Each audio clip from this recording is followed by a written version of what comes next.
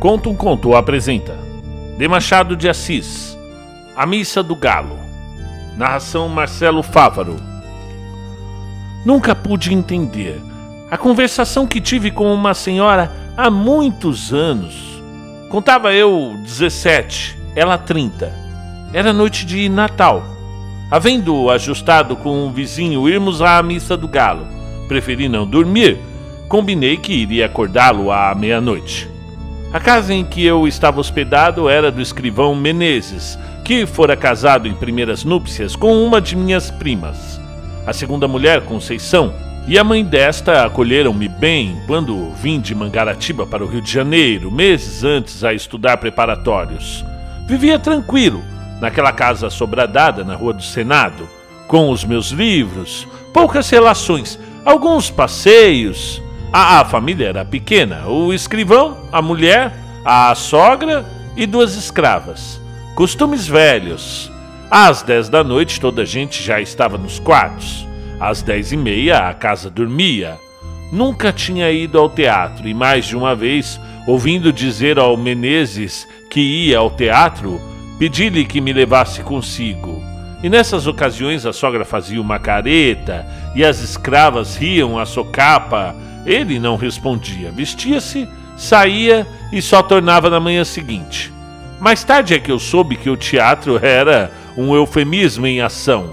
Menezes trazia amores com uma senhora separada do marido e dormia fora de casa uma vez por semana. Conceição padecera a princípio com a existência da coborça, mas, afinal, resignara-se, acostumara-se e acabou achando que era muito direito. Boa Conceição, chamavam-lhe a Santa, e fazia jus ao título, tão facilmente suportava os esquecimentos do marido. Em verdade, era um temperamento moderado, sem extremos, nem grandes lágrimas, nem grandes risos.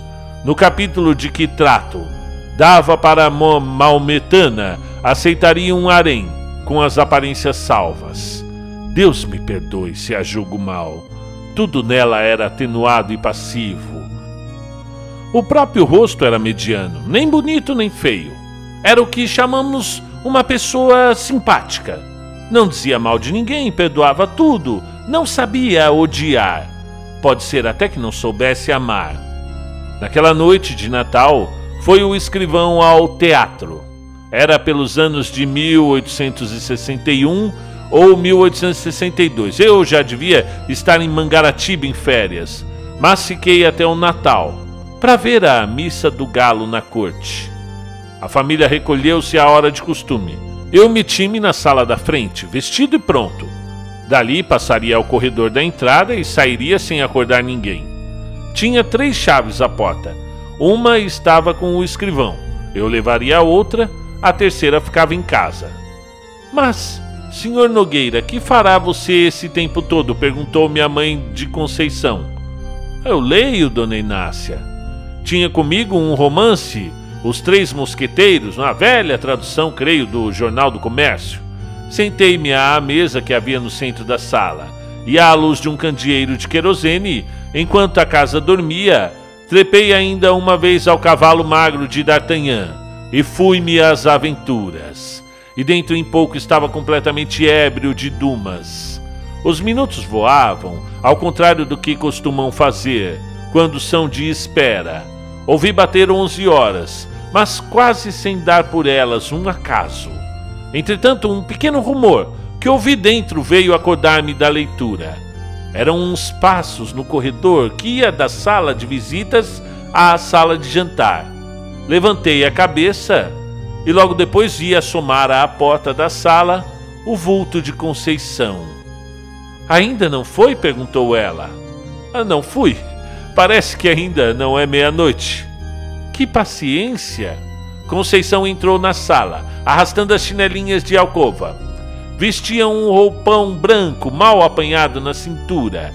Sendo magra, tinha um ar de visão romântica, não disparatada com o meu livro de aventuras. Fechei o livro. Ela foi sentar-se na cadeira que ficava defronte de mim, perto do canapé. Como eu lhe perguntasse se havia acordado, sem querer, fazendo barulho, Respondeu com presteza: não, qual? Acordei por acordar. Fitei-a um pouco e duvidei da afirmativa. Os olhos não eram de pessoa que acabasse de dormir. Pareciam não ter ainda pegado no sono. Essa observação, porém, que valeria alguma coisa em outro espírito, depressa a botei fora, sem advertir que talvez não dormisse justamente por minha causa, e mentisse para não afligir ou aborrecer. Já disse que ela era boa, muito boa, mas a hora há de estar próxima, disse eu. Que paciência sua de esperar acordado enquanto o vizinho dorme e esperar sozinho? Não tens medo de almas do outro mundo? Eu cuidei que se assustasse quando me viu. Quando ouvi os passos, estranhei, mas a senhora logo apareceu. E que estavas lendo? Não diga, já sei. É o Romance dos Mosqueteiros. Justamente. É muito bonito. Gosta de romances? Ah, gosto. E já leu Moreninha? Do Dr. Macedo? Tenho lá em Mangaratiba. Ah, eu gosto muito de romances, mas eu leio pouco por falta de tempo. Que romances é que você tem lido? E comecei a dizer-lhe os nomes de alguns. Conceição ouvia-me com a cabeça reclinada no espaldar, enfiando os olhos por entre as pálpebras meio cerradas, sem os tirar de mim. De vez em quando passava a língua pelos beiços para umedecê-los. Quando acabei de falar, não me disse nada. Ficamos assim, alguns segundos. Em seguida, vi-a endireitar a cabeça, cruzar os dedos sobre eles, pousar o queixo, tendo os cotovelos nos braços da cadeira, tudo sem desviar de mim, os grandes olhos espertos. Talvez esteja aborrecida, pensei eu, e logo alto: Dona Conceição, creio que vão sendo horas e eu... não vá ainda. Não, ainda é cedo. Vi agora mesmo o relógio. São 11h30. Tem tempo. Você, perdendo a noite, é capaz de não dormir de dia. Eu já tenho feito isso. Eu não. Perdendo uma noite, no outro dia estou que não me posso. E meia hora que seja, hei de passar pelo sono. Mas também estou ficando velha. Que velho que, Dona Conceição? Tal foi o calor da minha palavra que a fez sorrir. De costume tinha os gestos demorados e as atitudes tranquilas. Agora, porém, ergueu-se rapidamente, passou para o outro lado da sala e deu alguns passos, entre a janela da rua e a porta do gabinete do marido. Assim, com o desalinho honesto que trazia, dava-me uma impressão singular. Magra, embora tinha não sei que balanço no andar, como quem lhe custa levar o corpo.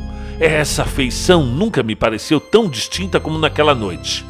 Parava algumas vezes, examinando um trecho de cortina ou consertando a posição de algum objeto no aparador.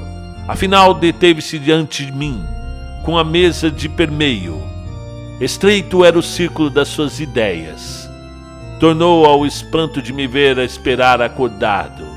Eu repeti-lhe o que ela sabia, isto é, que nunca ouvira a missa do galo na corte e que não queria perdê-la. É a mesma coisa da missa na roça. Todas as missas se parecem. Eu acredito. Mas aqui há de haver mais luxo e mais gente também. Olhe, a semana na corte é mais bonita que na roça. São João não digo, nem Santo Antônio, mas... Pouco a pouco tinha se inclinado, fincara os cotovelos no mármore da mesa e metera o rosto entre as mãos espalmadas. Não estando abotoadas, as mangas caíram naturalmente. E vi-lhe metade dos braços, muito claros e menos magros do que poderia supor. A vista não era nova para mim, posto que também não fosse comum. Naquele momento, porém, a impressão que tive foi grande. As veias eram tão azuis que, apesar da pouca claridade, podia contá-las no meu lugar. A presença de Conceição espertara-me ainda mais que o livro. Continuei a dizer o que pensava das festas da roça e da cidade, e de outras coisas que me iam vindo à boca. Falava emendando os assuntos sem saber porquê, variando deles ou tornando-os aos primeiros, e rindo para fazê-la sorrir, e ver-lhe os dentes que luziam de brancos, todos iguaizinhos. Os olhos dela não eram bem negros, mas escuros. O nariz, seco e longo, um tantinho curvo, dava-lhe ao rosto um ar interrogativo. Quando eu alteava um pouco a voz, ela reprimia-me. Mais baixo, mamãe pode acordar. E não saía daquela posição, que me enchia de gosto. Tão perto ficavam as nossas caras. Realmente não era preciso falar alto para ser ouvido. Cochichávamos os dois. Eu mais que ela, porque falava mais. Ela, às vezes, ficava séria, muito séria, com a testa um pouco franzida. Afinal, cansou, trocou de atitude e de lugar, deu a volta à mesa e veio sentar-se ao meu lado no canapé. Voltei-me e pude ver a furto o bico das chinelas. Mas foi só o tempo que ela gastou em sentar-se. O roupão era comprido e as cobriu logo. Recordo-me que eram pretas. Conceição disse baixinho: mamãe está longe, mas tem o sono muito leve.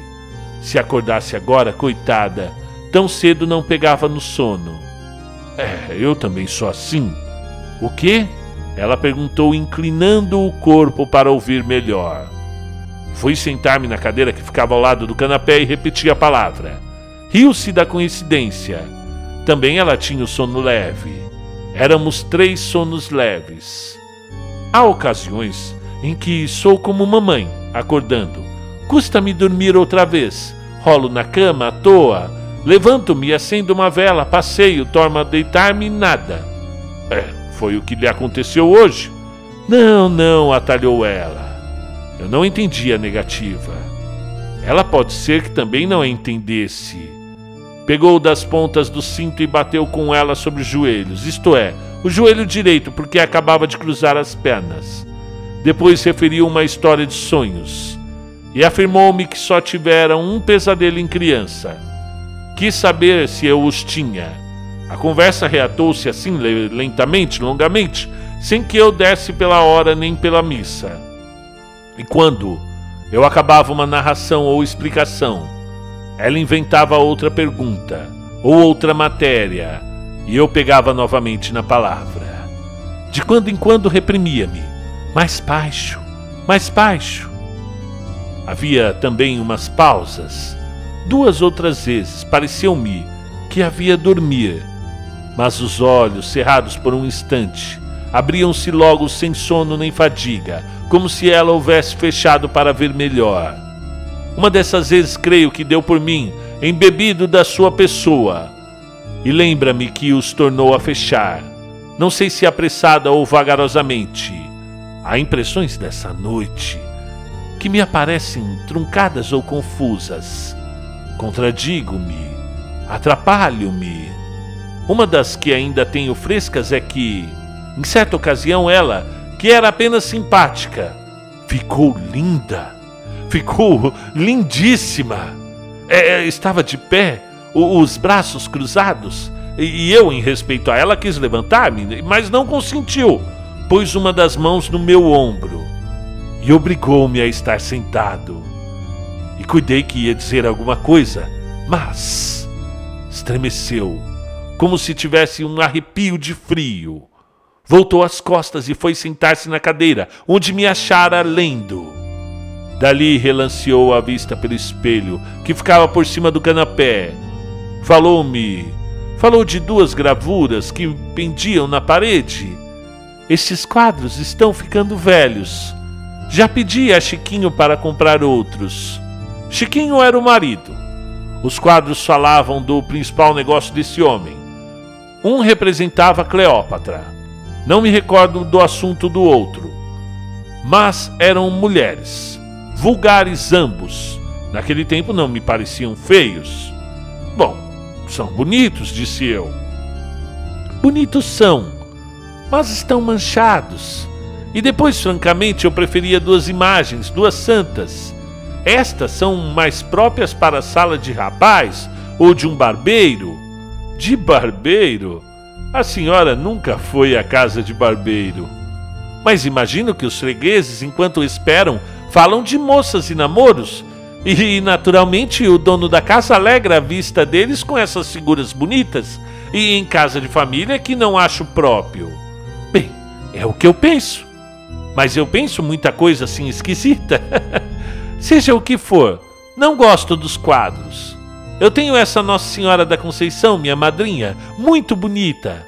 Mas é de escultura. Não se pode pôr na parede, nem eu quero. Está no meu oratório. A ideia do oratório trouxe-me a da missa.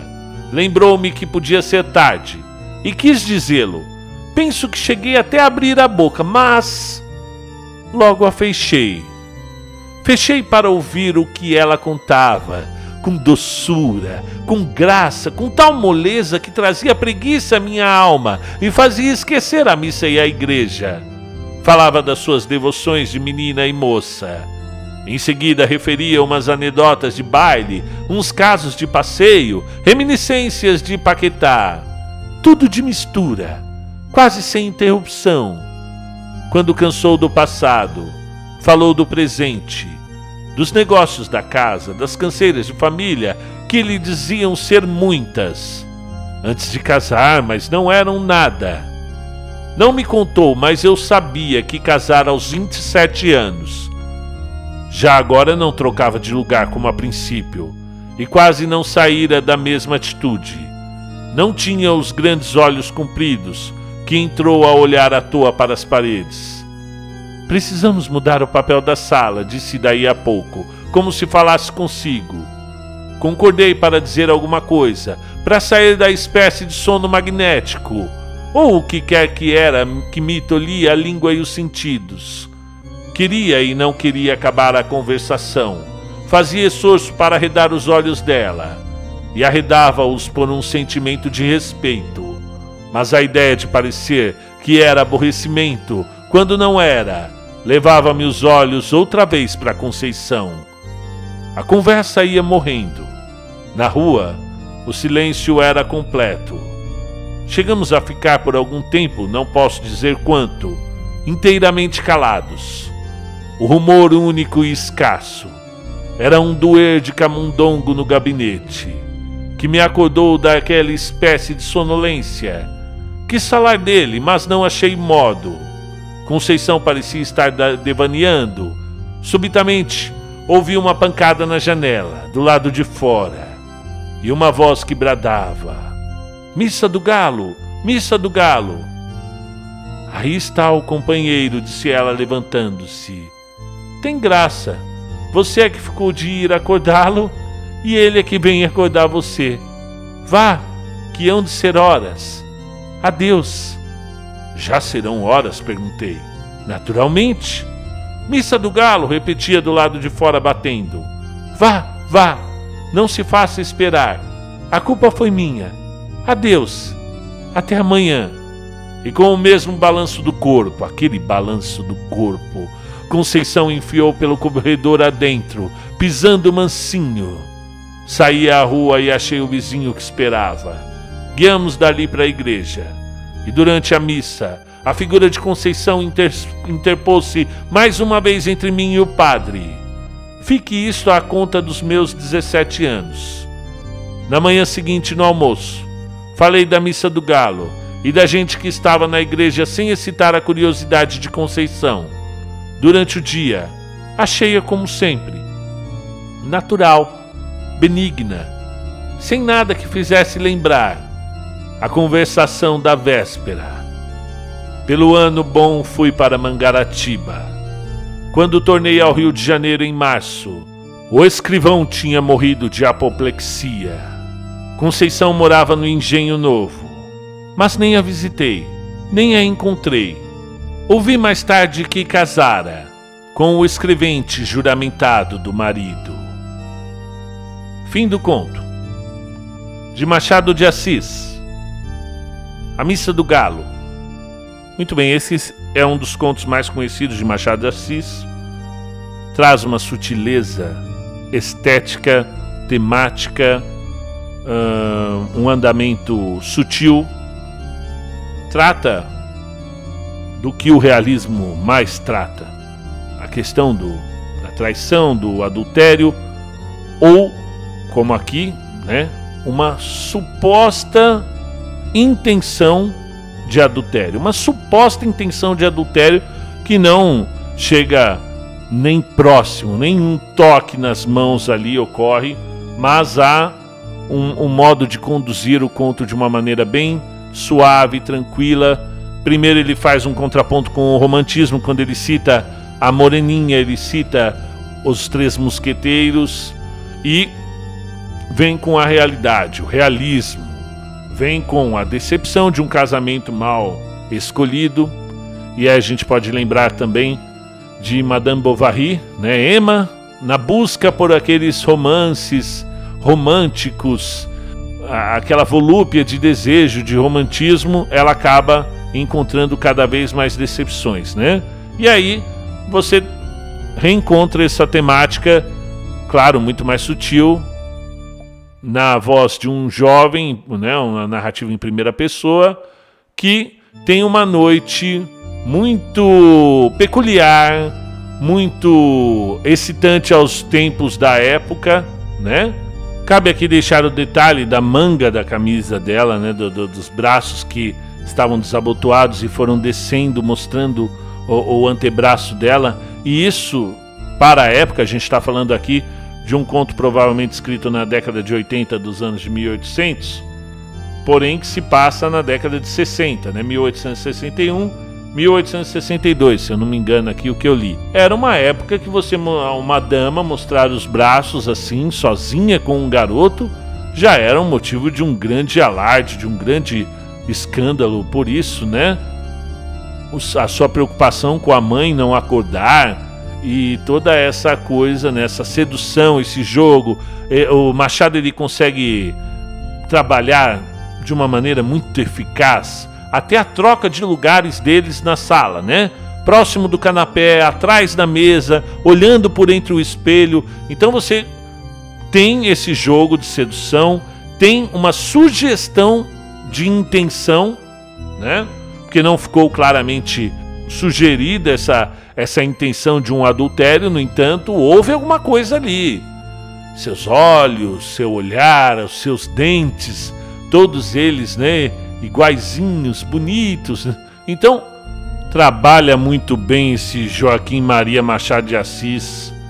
Eu o considero aqui um dos maiores escritores do mundo, da história, ao lado de nomes como Fernando Pessoa, como Camões, o mais alto escalão, Clarice Lispector, de toda a literatura.